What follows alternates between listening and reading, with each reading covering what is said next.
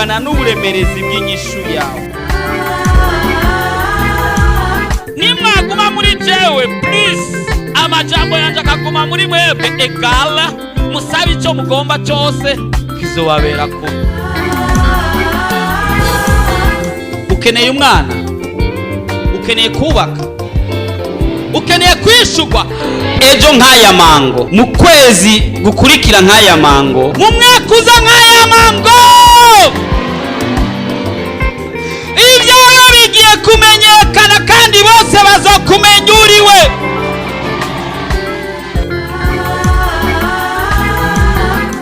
Ariko Yesu araha, ariko arakubaza ati ubu ugomba gukira nimugwane. woba urusha, woba uremerewe, woba ufise ibibazo waburiye inyishu, woba ugomba kwakira Yesu Kristo nk'umwami n'umukiza w'ubugingo bwawe, woba ugomba kuvugana n'umukozi w'Imana Pastor Jackson Nkeshimana, wo mwandikira ubutumwa bugufi kuri 76 96 96 96 kugira ngo agusengere kandi agufashe mu buryo bw'impwemu. Yesu yavuze ngo nimuze kuri jewe mwese abananiwe n'abaremerewe ndabaruhura. Afitiye Yesu mukinga zatiwe ariba ibyiza gusa ndaje z'umutima. Urashaka kwama ukurikirana ubutumwa bwiza ku telefone yawe? Ja kuri YouTube wandike Pastor Jackson Nkeshimana, urasanga ko ubutumwa hamwe n'ubwo yavuze kera. Ntibibagire kugira subscribe canke s'abone, wibuke kubusangiza n'abandi.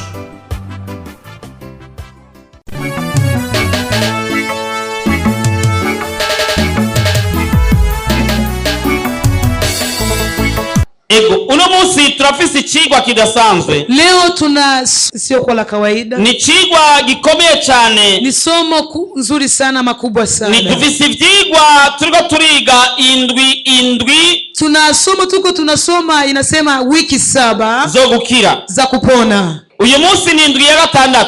Leo ni wiki ya 6. Indwi kurikira ni indwi ya nyuma finale. Wiki inayofuata dimashe ijao ndio mwisho. Uyu munsi rero, siku ya leo sasa, turi aba prefinaliste, turi imbere y'abagomba guheza. Tuko mbele ya wale ambao wanataka maliza. Nukuvuga ku munsi wa dimanche iza niyo tuzaturangije. Ni kusema dimashe ijao tutamaliza. Ikigwa cy'uno munsi murazi ko ingwara zifise aho ziva henshi. Somo la leo mnajua kwamba magonjwa zinafasi ambazo zinatokea. Ingwara zifise henshi ziva. Magonjwa inafasi nyingi ya kutokea. Ahambere nihe? Pa kwanza ni wapi? Ichambere ingwara zivahe? Cha kwanza magonjwa hutokea wapi? Kuidukikije. Kwenye mazingira.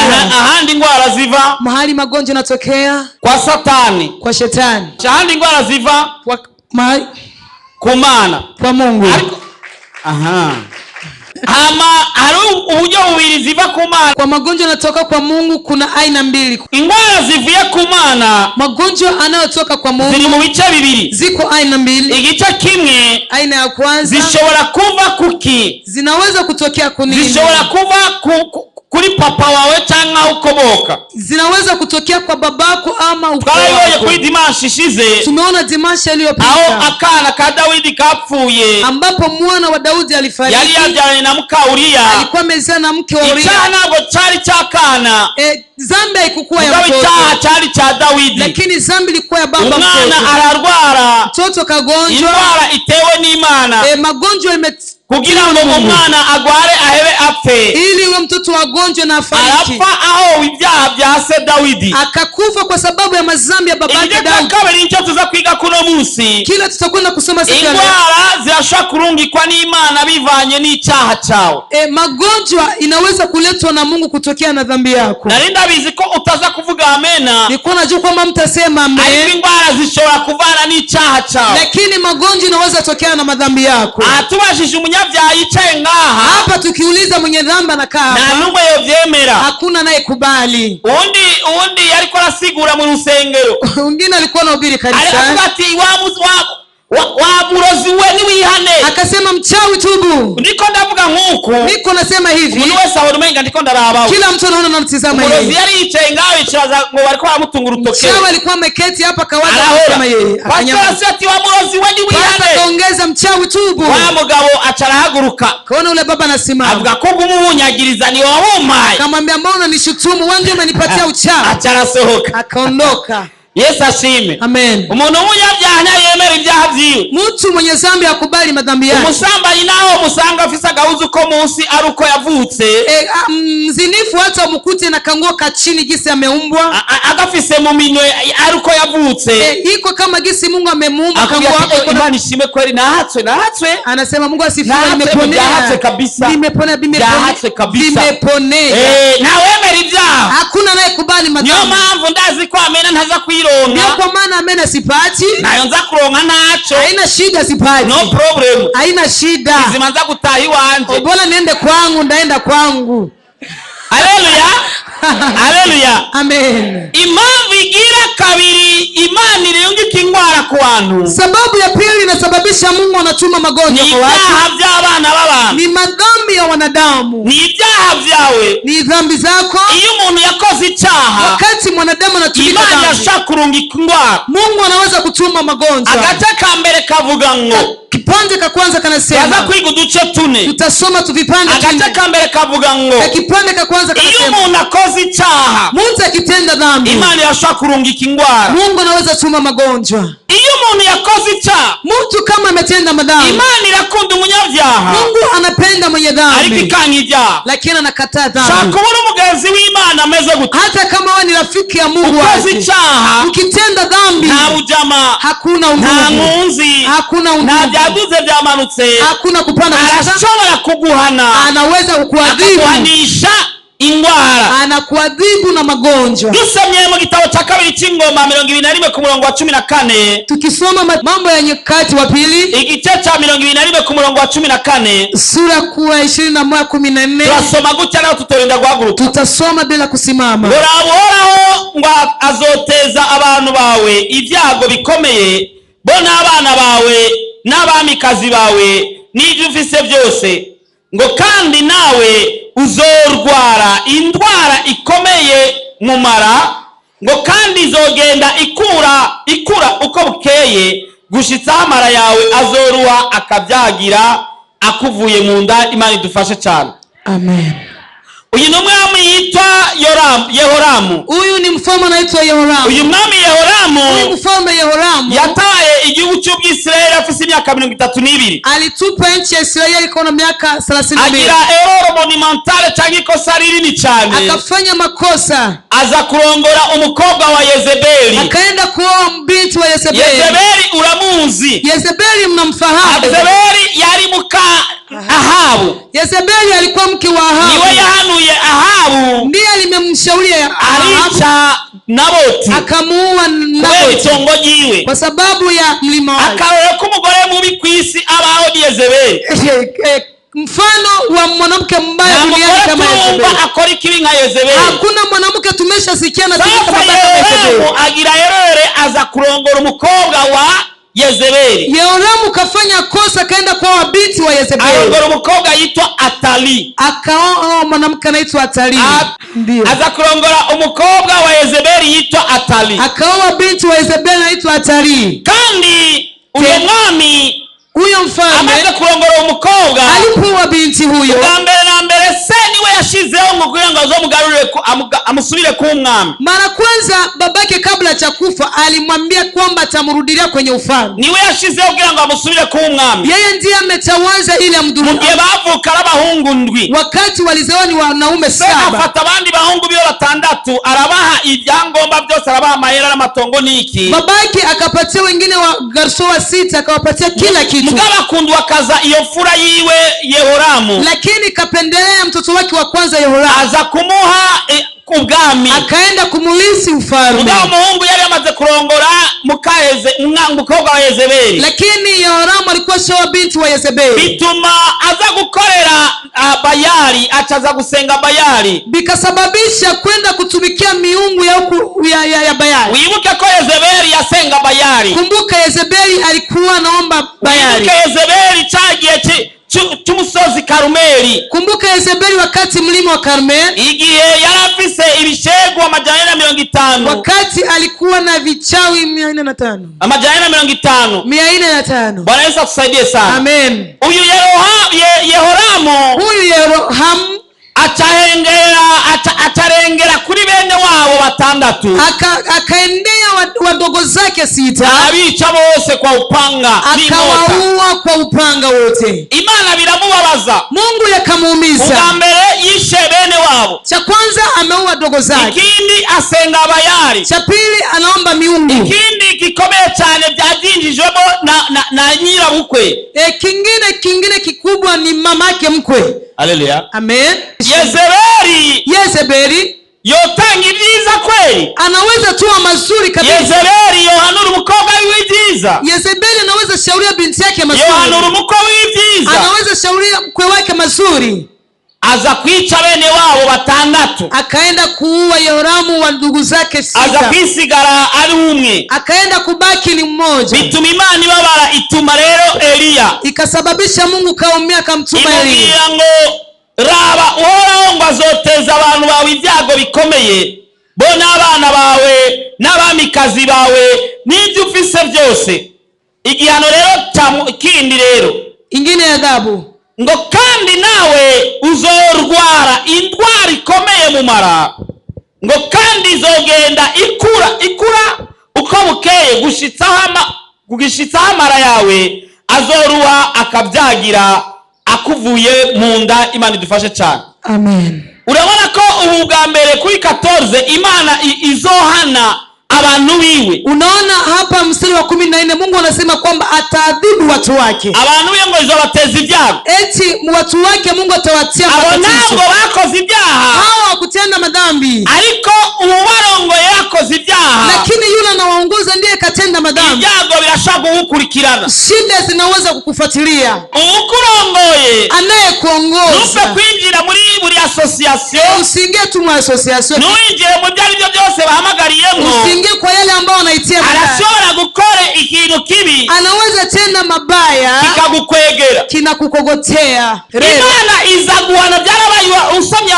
kuri uwo murongo umanutse hepfo, ukishuka zaidi unaviona Imana izaguhana abatwarwa na Yehoramu. Mungu akaenda kuadhibu wale wanaoongozwa na Yehoramu, basi muteza n'indwara, paka Mungu akamtia magonjwa, kandi niyamuteje indwara iyo yose, tena akumtia magonjwa yoyote. yatomoye ati we ugiye kugwara mara, alimwambia unakwenda kumwa utumbo, kandi azobandanya yiyagrava kugeza, tena utumbo wako utazidi ukijiongezea indwara urashobora kuyigwara, magonjwa unaweza gonjwa, muganga kavura, mganga anatibu, daktari, ukaja no kubapfumu, paka unaenda kwa pigana, ukaja no kuba pasitoro, ariko gukira bikanga, lakini kupona inashindikana. Bisaba ko ubanza kumenya mbega indwara yazananye niki, yazanywe niki. Inaomba ujue kwa aje magonjwa ililetwa na nini. Hari mambo indwara yanse gukira, kuna sababu magonjwa imekataa kupona. Nuko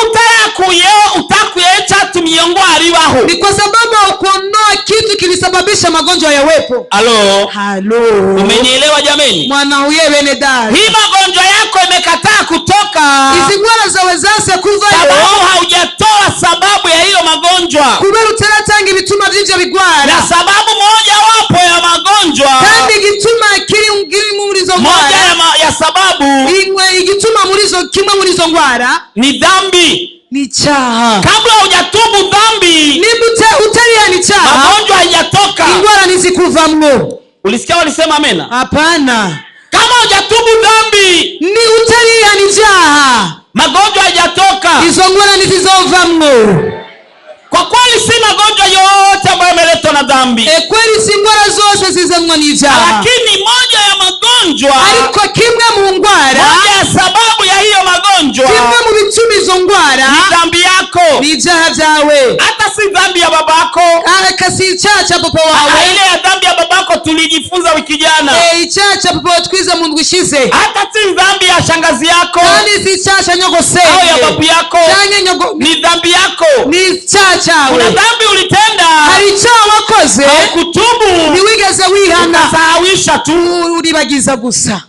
Hari umuntu nigeze kubaza ni none mwahuye gute na madamu wawe? Kuna mtu niwahi kuuliza mlikutana na mke wako aje? Arambwira ati yararirimba nanje nararirimba. Akasema alikuwa naimba na mimi naimba. Ama turakundana nza kumutera inda. Alafu tukapendana nikamtia mimba. Baramunzirira ubu turabana. Wakamnizilia sasa tunaishi naye. Ndamubaza ni warihanye? Nikamuuliza umetubu? Ngobo nivyo ni bya kera urumva byabaye kera kuva kera. Akasema hayo ni ya zamani. None waravyihanye?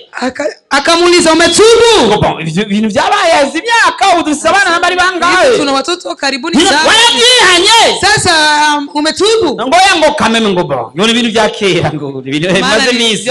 Bimaze ibihe. Vinamaliza nyakati. Wewe kwa Imana yibagira ngo nuko byabaye. Unaweza Mungu anasema kwa sababu yamekuwa. Uzikiwa ni kurusha imyaka. Unajua kwamba Mungu anakuzidia umri. Nigiri nango hana mwanzo na hana mwisho. Ibuka ko ku munsi w'iherezo, kumbuka siku ya kiyama, bazoshira kuri ekra ikintu cyose umuntu yakoze. Watatia kwenye ekra kila matendo mtu alitenda. Nibyo wibagiye na yale umesahau, nibyo wiyobagije, na yale ambao umekamata, nibyo wisabajeko, na yale umejizubaisha yeko, byose bizoshigwa hagaragara. Vyote vitaweka hadharani. Erega bizoja hagaragara, vitawekwa hadharani. Mugabo nuvyihana, lakini ukiyatubu kizoba akabizwe n'ingoma. Yesu azobiharira byose n'amaraso ye. Yesu atasamehe kwa damu yake. Nacho bitwaye icyubahiro ufise, ailishi heshima unayo. Imana irakunda umunyabyaha ikanga icyaha. Mungu anapenda mwenye dhambi, anachukia dhambi. Awarusha icyubahiro imbere y'Imana nka Mose. Hakuna Mose agarije Imana acimbwiye ati ntiyinjire Kanani. Hakuna yeye aliyekuwa na heshima kama Musa. Nako ataremereje. Hakuna gisi Musa kufanya kubeleza. Ariko amahirwe yo kwihana uno munsi. Lakini unapata nafasi ya kutubu leo. Iyo umuntu yakiza agasubira gukora icyaha, wakati mwanadamu anapona narudi kutenda madhambi, Imana irashaka kumuteza ingwara. Mungu anaweza kumrudishia magonjwa. Iyo umuntu yakize, wakati mtu amepona, warasenge ugakira, umeombewa ukapona, ariko ugasubira gukora ibyaha, lakini unarudi kutenda madhambi, urashobora guhura n'ibyago mbere birushana bya bindi. Unaweza kutana na shida kuliko za mwanzo. Biblia inasema idaimoni zivuye mu muntu, eti mapepo ikitoka ndani ya mtu ziza guhunguruka kwa ahantu aho hakiriho, ngo zinakuja kuangalia kwamba mahali zilipua, zisanze yakubuye ameze neza, zishobora kuyinjira. Zikikuta kuni pazuri zinaweza ingia. Bisigura ko Yesu atagiye muri cya kibanza. Inatafsiri kwamba Yesu hakuingia nafasi mapepo imetoka. Zitazitana izi zirutuwi inchuro indwi. Zinafika zinaita za zenye ziko mbaya kuliko hizo sturu 7. Zikacha zinjira. Zinaingia. Kuvayo rero kwa imwe yonyeye yakunanira. Moja tu imekushinda. Kuvayo bica bikunanira cyane zaidi. Kutoka sasa itakushinda cyane. Barasede sana. Amen. Dusomye Yohana 5:14. Yohana mtakatifu 5:14. Havuga ngo hanyuma y'ibyo Yesu amubona mu rusengero, aramubwira ati raba wakize, ntugasubire gukora icyaha kugira ngo ntuzubone ibiruta bya mbere. Narigeze kubabwira, narigeze gusengera umuntu. Niliwahi kuambia nimeombea mtu. Yari umusore. Alikuwa gaso. Agwara umugera. Akaugua ukimwi. Arandondera arambwira ati nsengera ngo ayumugera. Akanitafuta kanambia niombee na ukimwi. Ndamusengera. Nikamwombea. Ndamusengeye. Nilipomwombea arakira. Akapona. Akize alipopona, ndabwira nigenda kwa muganga wanze bagupime. Nikamwambia nenda kwa mganga wakupime. Hama uzoza ni byemeza ko wakize. Afu ulete mathibitisho kwa wa musore araza arambwira ati basanze ndi gudo. Ule kijana akakuja kanambia niko salama. Ndamusore ndabwira ati genda hagira kabiri. Nikamwambia nenda fasi nyingine ya pili. Aragenda handi bemera cyane ha kabiri. Akaenda fasi nyingine wanakubali sana. Nyuma y'ikiringo runaka bamuhaye. Baada ya muda fulani walimpa. Naho nyene basanga yakize. Na hapo akakuta amepona. Chanamubwira ntihamagara uwo muntu, ndambaza ni wautoye gute canke wagwaye gute, watewe n'umugera gute? Nikamuuliza, sasa umepata ukimwi aje? Ambwira ati na utewe n'umukobwa dukundanye. Akanambia binti ambaye nampenda ndiye amenipata. Ati ko nta wundi dusambana atari wowe wenyene. Maana ni huyo binti tunazini naye. Ndambia ati muhamagare. Nikamwambia mte. Nyamusore yari umukizwa. Huyo gasore alikuwa mrokole. Nyamukobwa ntaje ubukizo yari arimo. Huyo binti hakuna mambo ya urokole. Ndamubaza aravuga koko ati niwe yawumuteye. Nikamuuliza akasema ni kweli mimi ni. Ndamuhanura ndamubwira ko yokizwa aranga. Nikamshauria nikamwambia ukoka, akakataa. Mugabo wa musore ndambia ati kuyi mukobwa yanse we ni ibandanirize. Nikamwambia kijana, kwa sababu binti anakataa, we endeleza. Arabandanya. Akaendeleza. Wa musore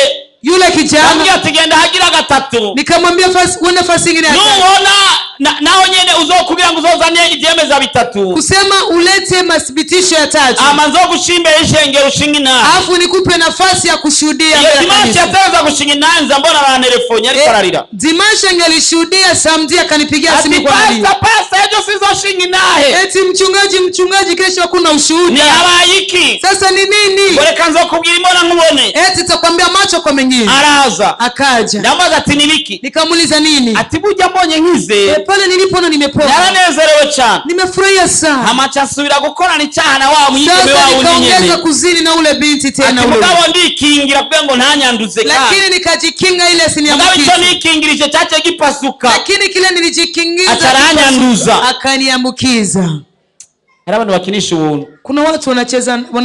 Umuntu aronse ubuntu bungana gutyo akawufata minenerwa. Mtu anapata neema kama yeye anakamata kawaida. Amen. Arero ngo ntugasubire gukora icyaha. Hapa ngwetu usirudi tena kutenda dhambi. Kugira ngo ntuzubone ibiruti vya mbere. Ili usione yaliyo makosa ni jambo. Lakini ukisoma neno wakize ukishapona ugasubira mu byaha unarudi kwenye madhambi. Bitabiza biruta bya bindi vya mbere. Inakuja ni vizito kuliko vya kwanza. Rekana kubiri ikindi kintu utazi. Acha nikwambie kile kitu. Ushobora kuba warakize mu ndwi iheze. Unaweza kunywa pona wiki iliyopita. Kuba utayibwaje kwa muganga wapime wanabe ko wakize. Kwa sababu jenda kwa daktari wapime waone kama upo. Ukora ivyaha. Unatenda tena dhambi. Bica biragaruka. Vikajirudi tena. Bica biza birushiriza ubwa mbere. Vikakuya ni vizito kuliko vya kwanza. Hari abantu kwa bonke. Kuna watu kwa bonke. Bakira bahora bagendesha makinga y'ibimuga. Walipona walikuwa watembeza mabaiskeli ya ulemavu. Kusigara utaye ngaho. Nafasi ya kuacha natupa baiskeli pale. Akajataha kuri kwa rukinga. Akaenda na dodea tu kwa ile baiskeli. Akazemira kuruka bikacavyanga. Akifika nyumbani kushuka vinakataa. Akachaguma ari kamuguru. Anabakia ni kamuguru. Nani Yesu yakukijije? Yesu amekuponya wewe. Ukisubira kuri kwa rukinga rw'ibimuga. Unarudia kwenye baiskeli ya ulemavu. Uyu munsi ngomba kumunyabyaha yihana. Leo nataka mwenye dhambi atubu. Arabavyumvise saba Yesu akita. Kuna wale wamesikia Yesu habari. Agace ka gatatu kavuga ngo iyo umuntu yagiye ku ruhimbi n'ibyaha. Kipande katatu kunasema mtu akienda kwenye meza ya Bwana na madhambi. N'ibyaha. Na dhambi. Imana iramutera indwara. Mungu anamsababishia magonjwa. Abikorino ba mbere 11 kuri 30. Korinto wa kwanza 11:30. Abikorino ba mbere 11 kuri 30. Kwa Korinto wa kwanza 11:30. Havuga ngo nicyo gituma muri mwebwe benshi bagira intege nke, abandi bakagwaragurika, kandi abatari bake bakaba barapfuye. Nicyo gituma abantu ntibagwara ubwo baragwaragurika. Ndio kwa maana watu hawagonjwi mbali wanagonjweka. Urazi gutandukanya kugwara no kugwaragurika. Uno munsi ugwaye iryinyo, leo naumwa lino, ejo ugwaye ino. Kesho unaugua kidole. Lendi ni umunsi wo kugwara iryinyo. Lendi ni siku ya kugwara lino. Ni umunsi wo kugwara ino. Siku ya pili kugwara. Kredi ijisho. Siku ya tatu jicho. Jedi ugutwi. Siku ya 4 Vendredi umugongo. Vendredi mgongo. Samedi munda. Samedi tumboni. Dimanche diare. Dimanche anaendesha. Uko liko kuitwa kugwaragurika. Hiyo ndo kugonjwa gonjwa. Si kugwara gusa. Si kugonjwa tu. Ahubwo ni kugwaragurika. Mbali ni kugonjwa gonjwa. So nico gituma muri mwebwe benshi bagira intege nke. Umuntu akaba goyigoyi. Unakuta mtu ni mdhaifu. Adashobora kurya inkoko ngo ayeze. Hawezi kula kuku ngo imalize. Amen. Ugasanga umuntu goyigoyi n'inkoko niyo imara. Unakuta mtu ni mdhaifu hata kuku amalize. Aruvuga ati ni igice cyonanira. Kuna wengine anasema kipande siwezi maliza. Undi akavuga ati je nuko ntarayironka no. Mwingine anasema mimi ni sababu sijapata. Haleluya. Amen. Ugaze ku meza y'umwami. Ukishafika kwenye meza ya Bwana. Ijambo ry'Imana rivuga ngo neno la Mungu linasema nicyo gituma benshi muri mwebwe, nicyo gituma muri mwebwe. Ndio kwa maana wengi kati yenu. Benshi bagira intege nke. Wengi wanakuwa na udhaifu. Abandi bakagwaragurika. Wengine wanagonjwa. Abandi bagize intege nke bagwaragurika. Si wale wadhaifu wanagonjwa. Baragira intege nke. Pamoja ni wadhaifu. Abandi bakagwaragurika. Wengine wanagonjwa. Kama batari barapfuye. Tena wasiokuwa wachache wamekufa, wameshaka kufa. Umuntu agapfa bagahamba. Mtu anakufa wanakuzika. Bakamwerekeza. Wanamshirikisha. Bakamushikana ku manda. Wanakufikisha manda. Umugabo akagaruka. Mume wako anarudi. Akaja kurongora undi mugore. Anaenda wengine mwanamke. Kubera wasangiye. Kwa sababu umekula. Wasangiye meza y'umwami uko bitabereye. Umekula meza ya Bwana gisi ya mkeo. Mke anaondoka nyumbani. Akaja kurongorwa n'undi mugabo. Anaenda olewa na wengine mme. Kubera wasangiye meza y'umwami uko bitabereye. Bwana umesogea meza ya Bwana gisi ya Israeli. Biblia inasema wasangira meza y'umwami uko bitabereye. Kukula meza ya Bwana gisi ya Israeli. Azohanwa yuko yakengereye umubiri wa Kristo n'amaraso yiwe. Ataadhibiwa sababu amezarau damu ya Kristo na mwili wa Kristo. Hari ibintu badasinako. Kuna vitu watii. Usangira meza y'umwami. Kukula meza ya Bwana. Uzobyitondere. Uende pole pole ma. Haleluya. Amen. Uzobyitondere. Wewe uende pole pole. Amen. Amen. Kuko ibyo byawe uri kurakora uno munsi. Maana hizo zambi unatenda kwa sasa. Nubwo hataragera wa munsi. Hata kama ile wakati haujatimia. Hari umunsi Imana ishaka kugushira ahagaragara. Ipo siku Mungu anaweza kutia hadharani. Atwabaza ngo abanyabyaha bahaguruke. Hapo tukisema wenye dhambi wasimame. Nibaza ko nashobora kuronka n'umwe. Na waza sitopata hata umoja. Bose ngana mutagatifu. Lakini hapa kila mtu ni mtakatifu. Ariko agapimo gashobora kuza. Lakini kakipimo kakikuja. Umugabo umwe yari umukozi w'Imana. Baba mmoja alikuwa mtumishi wa Mungu. Mu miga ya mbere navuze icyo akora mugabo ubu sishaka kuvuga ibyo bakora. Baada ya kwanza nilisema alikuwa anafanya, lakini kwa sasa sitasema. Bari bavuye Bukavu bafashe urugendo rurerure. Walikuwa natoka Bukavu byasaba ko baja barasaba indaro ahana hariya. Ilikuwa inapaswa waombe ndaro mali wanafika. Kuko muri kija gihugu bo baracatanga indaro. Maana nchi ile wanatoa nafasi ya maze mu buzima yarakunda inyama. Alafu maishani mwake baba huyo alikuwa anapenda nyama. Ni bande bakunda inyama bashirika uko hejuru. Wanani wanapenda nyama watie mikono juu. Ni benshi. Abatazikunda ni bande. Wasiopenda nyama ni wanani? Ni inkehwa. Ni wachache. Burya ni Imana irakunda inyama. Pale na Mungu wetu anapenda nyama. Ku gicaniro wabonye bosereza Imana inuzenya ibiharage canke kwenye madhabahu waliwahi kumutilia Mungu madhabahu ya maharage. Ku gicaniro ntibigeze bashira irengarenga. Kwenye madhabahu bakuwahi kutia marengarenga. Mboga buchungu canke tomate ama tomate. Ku gicaniro bashira hiki. Kwenye madhabahu kwatia nini? Vuga cyane ati nyama. Sema sana nyama. Subira bati ego nyigaza mugeza ati inyama. Mutikise mwezako. Haleluya. Haleluya. Amen. Yarakunda inyama kubi. Ule mwanaume alikuwa anapenda nyama vibaya. Hama uwo munsi bafata urugendo asanzwe ari yisonzeshe. Hiyo siku wakamata safari alikuwa kwenye kifungo. Aho bageze kumuhana. Mahali wanafika kwenye jirani. Wanapatia chakula. Sombe. Changi bindi. Ama vingine. Agakauka kaguma mu mafungu. Anakauka na beka kwenye kifungo. Sasa wakakugera handi hanu amale waji Bukavu. Sasa wakafika fasi nyingine pale Bukavu. Bagera aho bafungura. Ikafika wakati wa kula. Arawi ati jendi mu mafungo murabizi. Akamwambia mimi niko katika kifungo. Mugakora salo yari no. Lakini kwa sababu sebleni palikuwa padogo. Bicara nao barira ni hamwe. Mahali wanaketi na kukulia ni pamoja. Na wako mayicaye muri bo. Na akabakia na keti ndani yao. Akazitegereza. Anaangalia zile nyama. Aguma mu mwema aguma mafungu. Anabakia muroti. Sasa matara aracika. Sasa umeme ukakatika. Akapata aha ili ni gerageza. Akasema hili ni jaribu. Afata umusoso nyao yarabonye. Akanyosha mkono akaona, akakamata mnofu ameona mzuri. Akiushize mu kanwa. Alipotaka ingiza ndani ya kinywa. Amatara aragaruka. Umeme ukarudi. Gucira biranga. Kutema hakuna kutema. Kubira biranga. Kumeza hakuna kumeza. Na uzofata wende muzi. Na wewe utakamatiwa ingine siku. Naragendeye ahantu. Nilitembelea mahali. Hama umuntu aba mu gufungura alafu huyo mtu akakuwa iko nakula. acahaza mwene wabo undi muntu nyene mgawe w'amacuti yabo Pakakuja ndugu yake lakini wa kifamilia huko. atarinjira Akaingia. wawundi acaterura ubugari n'imboga yiruka ngo yiruke mu cyumba. Ibyo nibyo nabonye n'amaso. Haya nimeona kwa macho. Ule mwenye alikuwa anakula kanyangua ugali na mboga kimbia chumbani. Wa mchuti wao achamwambia ati aho nyene nakuonya aho nyene ndugu yake kumwambia hapo simama uzale tuji. Leta tukule. Ibyo nibyo nabonye n'amaso. Haya nimeona kwa macho yangu. Baraza desa. Amen. Ibyo ukora byose yale unayotenda yote kubikora unaweza kuyatumika mwijima katika giza ariko umwanya wose lakini muda usiojua bizoshigwa hagaragara itaenda hadharani.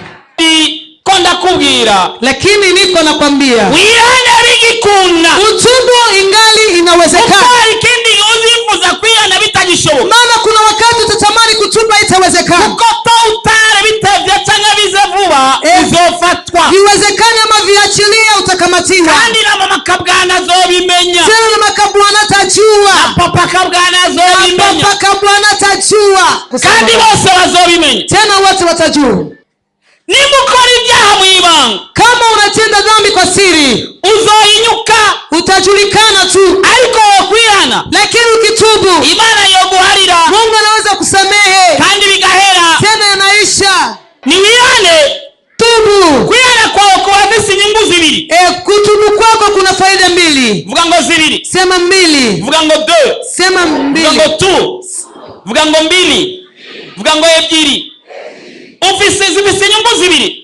Kuomba msamaha kwihana kwawe kutubu kwako bituma Imana ikwemera ukazoja mu ijuru. Inasababisha Mungu nakubali unaingia mbinguni. Icya kabiri cha pili kwihana kwawe kutubu kwako bituma ukira indwara. Inasababisha unapona magonjwa.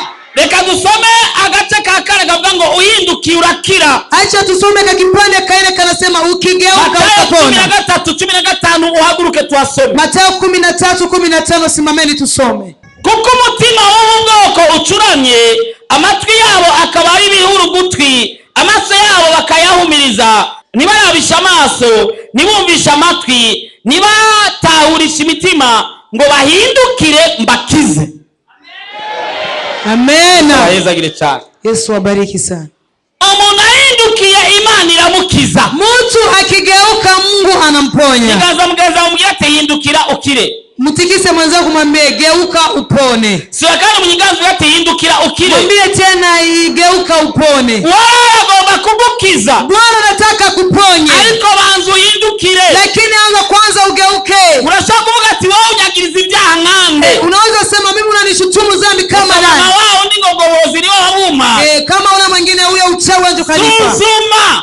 Cheki. Jesi nguzi. Mimi sikufahamu. Leo sindakuzi na managato. Mimi sikufahamu hata kidogo. Yesu mu maso yanje mbona mukijije. Tena nyote machoni mwangu unaona mmeokoka. Yesu ambia atigira liste yabo okwemera boja mu ijuru. Yesu akisema nifanyizie liste wa kwenda mbinguni. Noera kuwa mbere haya kugeza kwa nyuma. Naweza kuanzia kwanza kule mpaka mwisho. Imani lazinga numeze. Lakini Mungu anajua jinsi ulivyo. Na wewe ubgaurizi. Na wewe unajijua binafsi. Ulika ushindie mgaburazi. Unajikausha kile unafahamu. Umugabo wamukoresheje imiti. Unajua kwamba mume wako umemtengenezea madawa. Azikoresha imiti. Unajua kwamba kazi unatumikisha madawa. Unajua kwamba pombe unakunywa. Unajua kwamba wewe ni mwizi. Unajua kwamba wewe ni mzinifu. Unajua haya na mengine. Tubu. Tubu. Kandi kunyungu zawe. Tubu kwa faida zako tu. Tubu. Yesu anakuja tubu. Wakati unakuja tubu. Wakati wa kutubu ni huyu. Kesho ni mbali. Angalia leo. Ingali inawezekana. Kuna wakati utatamani haitawezekana. Nasema tubu ingali inawezekana. Maana kuna wakati utatamani lakini haitawezekana. Sababu siku nyingine utatamani kutubu haitawezekana. Siku yako ya kutubu. Na ukirata hiyo occasion. Ni siku gani nyingine utapata occasion kama hiyo? Sababu gani message hii imekuja leo? Tubu. bado ingali inawezekana. hakiriyo akanya Ninaongea tena. ndasubira kandi iyane Ingali inawezekana. bigikunda Ndasubiramo kandi. ndarudi mara nyingine Iyane. tubu Igishoboka. ingali inawezekana Iyane bigikunda. tubu ingali inawezekana. Bwana Yesu awabariki. Umwami Yesu abahezagiye. Nimegundua uzuri wa Yesu, nimegundua utamu wake. Uburebure bw'ingorane yawe bungana n'uburemerezi bw'inyishu yawe. Nimwaguma muri jewe please, amajambo yanje akaguma muri mwebwe egala, musabe icyo mugomba cyose kizobabera ko. Ukeneye umwana, ukeneye kubaka, ukeneye kwishugwa ejo nk'aya mango, mu kwezi gukurikira nk'aya mango, mu mwaka uza nk'aya mango, ibyawe bigiye kumenyekana kandi bose bazokumenya uriwe.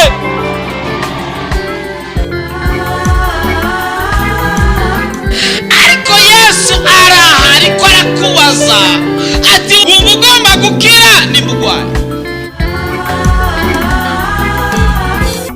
woba urusha, woba uremerewe, woba ufise ibibazo waburiye inyishu, woba ugomba kwakira Yesu Kristo nk'umwami n'umukiza w'ubugingo bwawe, woba ugomba kuvugana n'umukozi w'Imana Pasteur Jackson Nkeshimana, womwandikira ubutumwa bugufi kuri 76 96 96 96 kugira ngo agusengere kandi agufashe mu buryo bw'impwemu.